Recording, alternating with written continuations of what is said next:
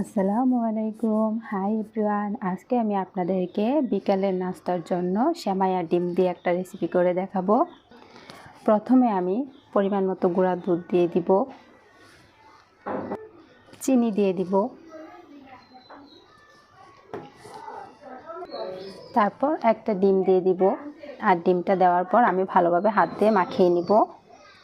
আমি সেমাইটাকে ভালো করে মাখিয়ে নিয়েছি আর এরকম একটা ডো তৈরি করে নিয়েছি। এখন আমি এটাকে ভালো করে ভেজে নিব। আমি তেলটা ভালো করে গরম করে নিব যাতে করে সেমাইয়ের ডোটা ভাজতে খুব সহজ হয়।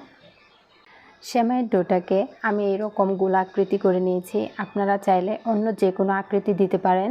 এখন আমি এগুলোকে গরম তেলে ভেজে নিব।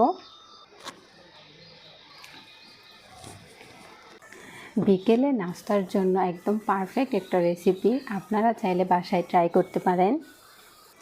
আমি এগুলোকে গোল্ডেন কালার করে ভেজে নিব। আর এগুলো ভাজার সময় দারুণ একটা স্মেল বের হয়েছে। এই তো এগুলো হয়ে গিয়েছে। এখন আমি একে একে সবগুলো নামিয়ে নিব।